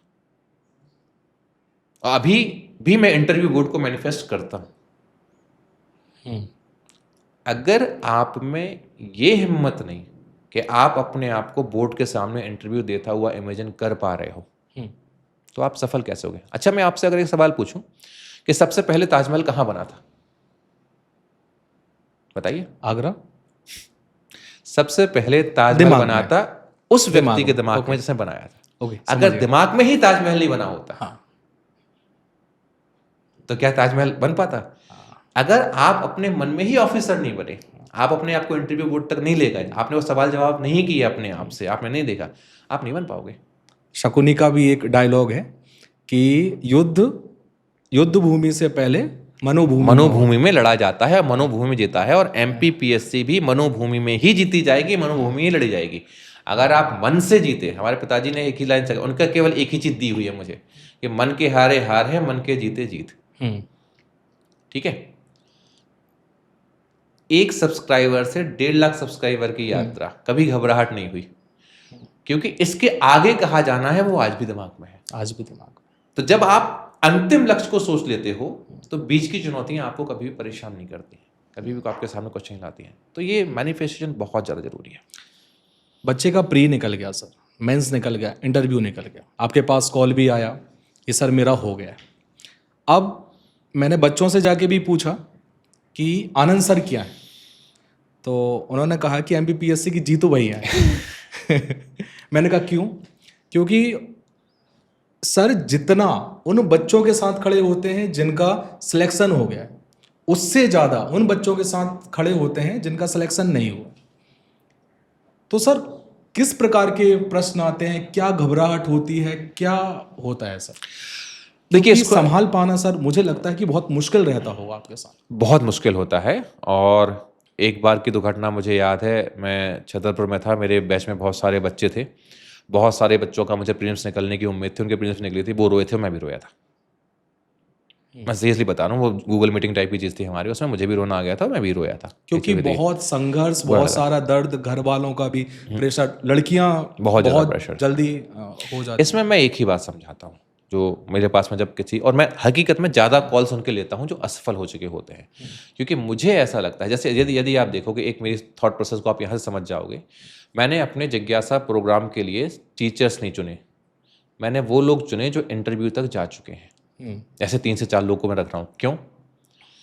ये बच्चा इंटरव्यू तक पहुंच गया है, ये इतना कैपेबल है कि वो अधिकारी बन सकता है। वो कुछ समय, कुछ चीज़ों की बात है जिसकी वजह से वो बाहर रह गया है, लेकिन इन इंटरव्यू वाले बच्चों के बारे में कोई नहीं सोचता। मैंने डीसी का भी इंटरव्यू किया, डीएसपी साहब का भी इंटरव्यू किया, लेकिन मैंने एडी एजुकेशन का भी किया, आबकारी उपनिरीक्षक का भी किया।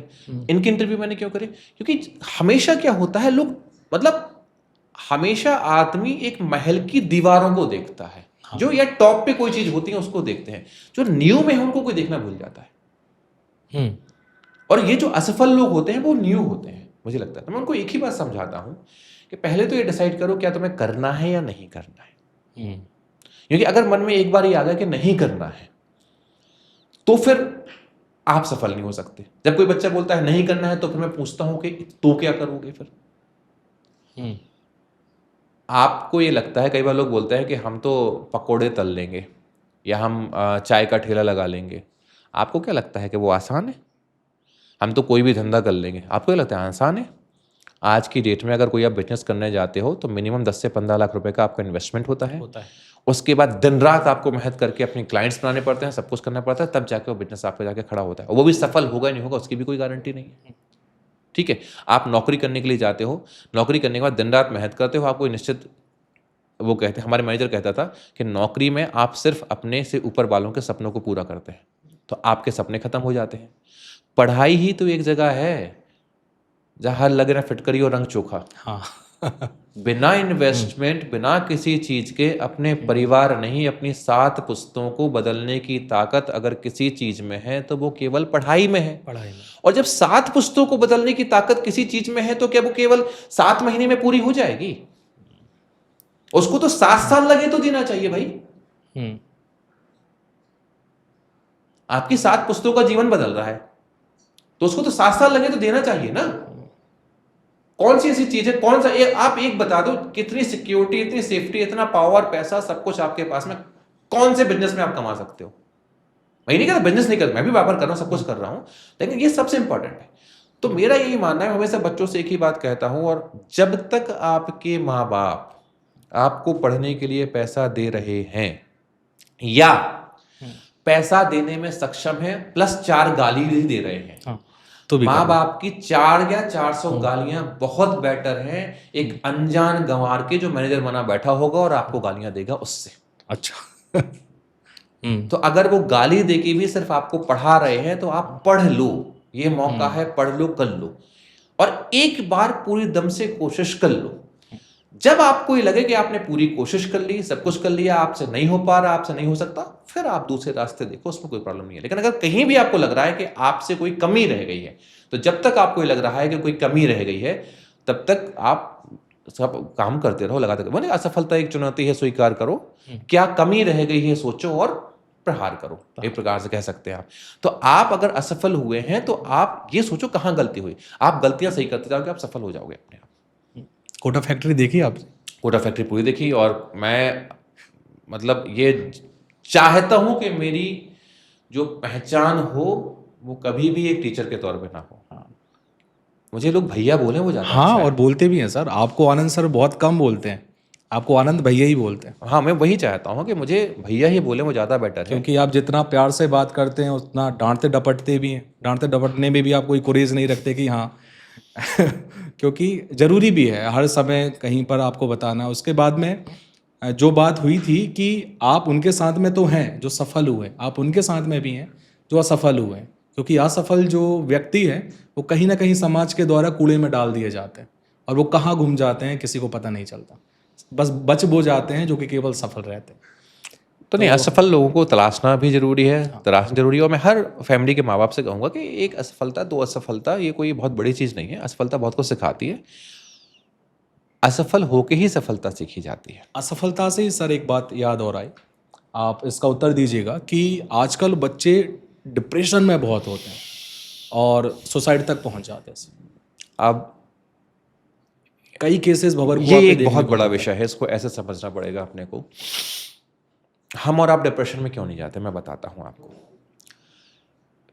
पेड़ के नीचे गांव में शुरुआती शिक्षा की, स्कूल गए तो मास्टर ने खूब डंडे मारे, दोस्तों ने खूब मजाक उड़ाया, बचपन से लेकर ठुकते पिकते बड़े हुए, तो अपनी इज्जत पहली लुटी हुई है। हाँ। समझा मेरी बात? हम लोगों को इतना सूटा गया है, अगर एक कूटा अपन ने गया गलती की है, इतना कूटा गया है इतने अच्छे तरीके से, और कभी चाचा ने थपड़ा दिया, कभी किसी ने थपड़ा दिया, कभी पड़ोसी ने थपड़ा दिया, कभी टीचर थपड़ा दे, इतना किया गया है और इतना टफ बना दिया गया हम लोगों को कि छोटी सी हार या छोटी सी कमजोरी हमें बहुत ज्यादा बुरी लगती है। तो सबसे पहले मुझे ऐसा लगता है कि जो भी, मैं भी आज अपनी बच्ची का बाप हूं, मैं ये चाहता हूं कि हम सबसे पहले एक काम करें कि टफनेस सिखाएं अपने बच्चों को, पहली चीज। दूसरी चीज सबसे ज्यादा जरूरी है कि एक अभ्यर्थी या एक जो नॉर्मल स्टूडेंट की बात यहां पर करें, नॉर्मल बच्चा कोई भी हो, किसी भी फील्ड में हो, कहीं भी हो, वो इस बात का ध्यान रखे कि उसके पास में उसकी फैमिली की जिम्मेवारी है कि इतना आप उस बच्चे का भरोसा जीत कर रखोगे, कुछ भी हो जाए, वो कितनी भी बड़ी गलती करके आ जाए, उसको ये भरोसा है कि मम्मी से बताएगा या पापा से बताएगा या भैया से बताएगा या दीदी से बताएगा, वो उसकी बात सुन लेंगे। हर परिवार अगर आज की डेट में अपने बच्चों को नहीं खोना चाहते हैं, मैं केवल सुसाइड की बात नहीं कर रहा हूँ, कई बच्चे घरों को छोड़ देते हैं, जैसे आप IIT अभय वाली बात देखो, हाँ। उसने छोड़ दिया ना। हर परिवार के माता पिता की ये जिम्मेवारी है कि वो अपने बच्चों को ये भरोसा दिलाएं कि जब उनके साथ कोई नहीं खड़ा है, हम खड़े हैं। कोई भी गलती आपकी इतनी बड़ी नहीं है जो आपसे ज्यादा कीमती है, क्योंकि हम हर गलती को लड़ लेंगे, हर गलती से जीत लेंगे, लेकिन हम आपका रिप्लेसमेंट कभी नहीं ला पाएंगे। कोई माँ बाप अपने बच्चे का रिप्लेसमेंट कभी नहीं ला सकता, कभी नहीं ला तो सकता। पहला जो ये बच्चों की कमजोरी है, उसमें मुझे लगता है कि माँ बाप को सबको ध्यान देना चाहिए। दूसरा, ऐसे लोग जो कभी डिप्रेशन में है, भगवान ना करे कभी आपके मन में एक ख्याल आए कि आपको सुसाइड करना है या कुछ करना है, ऐसा कुछ आए, मैं आपसे एक ही निवेदन करूंगा, एक बात गांठ बांध लो। जैसे आपको 3 इडियट याद है? हाँ सर। कि उसने उसके पर्स में माँ बाप की फोटो लगा दी थी, हाँ। कि अगर तूने अपने आप कुछ किया तो इनका क्या होगा, इनका क्या होगा। उसने एक लगा दी थी कि उनके बारे में सोचना, तो कभी उससे मैं आपसे एक ही बात कहता हूं कि कभी आपका मन अगर ऐसा होता है कि आप दुनिया में हार गए हैं, सब कुछ कर गए हैं, आपको कुछ करने का मन हो, उस मोमेंट पे आप तुरंत निकल के कमरे से भाग जाना, कहीं आप निकल जाना, आप किसी दोस्त को कॉल लगा लेना, कोई दोस्त ना मिले बाहर जाके किसी से बात करना शुरू कर देना। मयंक, सुसाइड जो होती है ना, वो 30 से 35 सेकंड का एक खेल होता है, जब आदमी इतनी हिम्मत कर पाता है कि मैं कुछ करूंगा।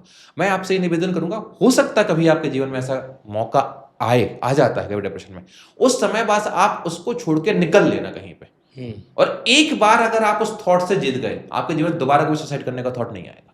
नहीं आएगा। तो उस मोमेंट पे आप ध्यान रखें कि आपके पास कोई ऐसा हो जिसको आप कॉल कर सके बात। कई बार ऐसा होता है मैं कि जिस समय अपने को जरूरत हो उस समय कोई फोन नहीं उठाएगा, हाँ। अक्सर ही होता है। तो उस समय सबसे बढ़िया है आप अपने कमरे में जहां बैठे उसको छोड़ के आप बाहर रोड पे निकल जाओ, खड़े हो जाओ, कुछ हो जाओ, देखो दुनिया को क्या है। आप देखोगे अपने आप उस चीज से निकल जाओगे, दोबारा आपके मन में थॉट नहीं आएगा, ये गारंटी है। एक रील देखी थी सर इसमें मैंने कि एक व्यक्ति सुसाइड करने जा रहा है, उसके पास एक कॉल आता है, उसके दोस्त का कॉल है, वो अपने दुख दर्द सुनाने लगता है, तो वो कहता है ठीक है अब मैं तुझे बचाने आ रहा हूँ, मैं सुसाइड नहीं कर रहा हूँ। मतलब बात वही होती है कि हमें ऐसा लगता है कि सारे दुख दर्द केवल हमारे जीवन में। दुनिया में कितना गम है, मेरा गम सबसे कम है। दुनिया का गम देखा तो मैं अपना गम भूल गया। लेकिन जरूरी प्रॉब्लम कहाँ पे है, आज लोग दुनिया की केवल फेसबुक इंस्टाग्राम के ऊपर खुशियां देख रहे हैं। हाँ। फेसबुक इंस्टाग्राम पे 10-15 मिनट आप ये बताओ, आप इंस्टाग्राम पे अपनी कौन सी फोटो डालते हो? जो सबसे अच्छी है। फोटो में से जो सबसे अच्छी फोटो, सबसे अच्छी फोटो। यानी हर व्यक्ति अपने जीवन का सबसे अच्छा पहलू दिखाने की कोशिश कर रहा है। क्या सबके जीवन में इतने अच्छे पहलू ही चल रहे हैं? क्या नहीं चल रहे भाई, सबकी वॉट लगी पड़ी है। सही बता रहा हूं, सही कह रहे हैं। लेकिन वो दिखा रहे हैं ऐसा, और हम उसको देख देख के अरे यार देखो तो सर के पास ये हो गया, सर ने तो बच्चों से लूट लूट के ये बना लिया, ये कर लिया, पड़ोसी के पास ये हो गया, ठिकाने के पास ऐसा हो गया। ये सब सोच सोच के आप अपने आप को, मेरा क्या होगा, मैं क्या करूंगा, मैं क्या आगे बढ़, आप अपने को मारते जा रहे हो। भैया वो भी उतने ही परेशान है जितना आप परेशान हो। तो आज प्रॉब्लम क्या होगी, सोशल मीडिया की जो एक आभास दुनिया पैदा हो गई है, इसमें लोगों को सिर्फ वो दिखाई दे रहा है जो अच्छा अच्छा है, उसके पीछे कितनी बुराइयां किसी दिखाई देते हैं। सही है सर। ये है सर, अंत में कुछ क्विक क्वेश्चन रहेंगे। बिल्कुल बिल्कुल, चलिए आपको फटाफट आंसर करना है क्योंकि समय भी थोड़ा सा हो गया है, उसी को ध्यान में रखते हुए क्विक क्वेश्चन अपन यहाँ पर रख लेते हैं। एमपीपीएससी स्टूडेंट की सबसे ज़्यादा पूछे जाने वाली अजीबोगरीब डिमांड क्या रही है सर सिलेक्शन होगा कि नहीं और कितने दिनों में खत्म हो और जाए? कितने दिनों में हो जाएगा? अगर आपको एक दिन के लिए एमपीपीएससी का चेयरमैन बना दिया जाए तो सबसे पहला फैसला क्या लेंगे? एमपीपीएससी में नेगेटिव मार्किंग रखेंगे, तुरंत होना चाहिए। तुरंत। कौन से स्टूडेंट ज़्यादा टेंशन में रहते हैं, पहले अटेम्प्ट वाले या लास्ट अटेम्प्ट वाले? पहला अटेम्प्ट वाला ज़्यादा रहता है, लास्ट वाले को ये पता होता है कि अब जो होगा देखा जाएगा। अच्छा, पढ़ाई में सबसे बड़ा डिस्ट्रैक्शन सोशल मीडिया या आलस? दोनों। अगर आपको प्रशासनिक सेवा में जाना होता तो कौन सा पद लेना पसंद करेंगे? District education officer. एजुकेशन को थोड़ा सा सुधार करने की कोशिश करेंगे। किस स्टूडेंट को देखकर तुरंत समझ जाते हैं कि ये टॉपर बनेगा? जो स्टूडेंट अपने आसपास की चीज़ों को देख के उनके बारे में अपने विचार रखता है। एमपीपीएससी की तैयारी करने वाला स्टूडेंट किस चीज़ के लिए सबसे ज़्यादा स्ट्रगल करता है, नोट्स बनाने के लिए या टाइम मैनेजमेंट के लिए? कंटिन्यूटी के लिए। एमपीपीएससी की तैयारी को अगर एक बॉलीवुड डायलॉग में बताना हो तो क्या होगा? एमपीपीएससी की तैयारी को यदि एक बॉलीवुड डायलॉग में बताना होगा? जिंदगी झंडवा फिर भी घमंडवा। क्योंकि यहाँ पर लोगों के क्या है, पूरा एमपीपीएससी की तैयारी आपको पूरा निचोड़ लेती है और फिर भी आप अपनी जिंदगी में बहुत ऐसा जी रहे होते हैं। तो यहाँ सबसे जरूरी है कि आप बिल्कुल शांत होके जी। ये इश्क नहीं आसा, ये इश्क नहीं आसा, इतना समझ समझ लीजिए। लीजिए। आग का दरिया है, डूब के जाना। डूब के जाना। हाँ, आपका जीवन मंत्र कौन सा है, ऑल इज वेल या पिक्चर अभी बाकी है मेरे दोस्त? आदमी वो नहीं जिसे हालात बदल दे, आदमी वो है जो हालात को बदल दे। स्टूडेंट की सबसे ज्यादा इस्तेमाल की जाने वाली लाइन, सर टाइम नहीं मिल रहा, या सर ये एग्जाम क्लियर होगा या नहीं होगा? सबसे ज्यादा ये होता है कि सर एग्जाम क्लियर होगा कि नहीं होगा। ये वाली आपको लाइन सबसे देखने को ज्यादा। मिलती है। एमपीपीएससी स्टूडेंट्स की तैयारी से जुड़ा सबसे बड़ा मिथक क्या है? कि एमपीपीएससी कठिन है। जो लड्डू वाली हमारी बात हुई थी, क्या वाकई एक बार सिलेक्शन हो जाने के बाद कोई भी व्यक्ति या जो सिलेक्शन जिसने लिया है वो किताब खोलकर नहीं देखता? ऐसा नहीं है। जो लोग सिलेक्शन लेते हैं वो सिलेक्शन इसलिए लिए होते हैं क्योंकि बार बार वो किताबों को देखते हैं, अपने आप सुधार करते हैं। हाँ। तो सिलेक्शन हो जाने के बाद अगर उन्हें आगे बढ़ना है तो जरूर देखते हैं। मैं ऐसे कई लोगों को जानता हूं जो अभी एमपी सेलेक्ट हुए, अब बोले सर हम यूपीएससी की तैयारी करेंगे। अच्छा, एस्पिरेंट की लव स्टोरी ज्यादा चलती है उनका सिलेबस? आई थिंक आजकल तो जो लव स्टोरी है वो ज़्यादा चल रही है, क्योंकि आजकल ये हो गया है कि अगर हमारे साथ कोई नहीं है तो मतलब हम अधूरे हैं। अधूरे। एमपीपीएससी की तैयारी के दौरान प्यार करना मोटिवेशन है डिस्ट्रैक्शन? डिपेंड करता है कि आपको सामने वाला कौन मिला है। अभी एक मूवी भी आई थी 12th मैं वही कह रहा हूँ कि आपके सामने वाला कौन है, उस पर डिपेंड करता है कि डिस्ट्रैक्शन है कि मोटिवेशन है। कभी तो आर कभी पार वाली स्थिति हो जाती है। अगर आप रिलेशनशिप में हैं तो आपका पार्टनर क्या है वही डिसाइड करेगा आपकी सफलता क्या है, असफलता क्या है। वही पार्टनर आपको डुबाएगा, वही पार्टनर आपको उठाएगा। इसलिए मेरा तो मानना है कि एक तो पार्टनरशिप में जाओ मत, बहुत मौके मिलेंगे। डिप्टी कलेक्टर बनोगे, करोड़ रुपए आपके ऊपर गिरेंगे, बरसेंगे, बिल्कुल मौका मत खो। ठीक है, मेरा सीधा कहना है। लेकिन अगर मान लो गलती हो ही गई है, आया किस पर और परी क्या चीज वाली कहानी हो चुकी है, ऐसा कुछ हो चुका है आपके साथ में, तो उस समय ऐसा है कि आप अगर कुछ बन जाओगे तो वो आपके साथ है, आप कुछ नहीं बनोगे तो वो भी जाने वाला ही है। एक मजाक वाला प्रश्न है, एमपीपीएससी टॉपर बनने के बाद एक्स का कॉल आए तो क्या करें, रिसीव कर दें या ब्लॉक मार दें? रिसीव करें और बोले बड़ा मजा आया, तुम चले गए, ये बहुत अच्छा किया, अब बहुत अच्छे मिल रहे हैं। एमपीपीएससी में सफलता मिलने के बाद सबसे पहले किसे फोन करना चाहिए, माँ को या गुरु को? मेरे हिसाब से उसको जिसने आपको इस जर्नी के लिए मोटिवेट रखा हो। वो माँ भी हो सकती हैं, पिता भी हो सकते हैं, गुरु भी हो सकते हैं। एमपीपीएससी की तैयारी के दौरान सबसे बड़ा खर्चा कोचिंग का या चाय समोसा का?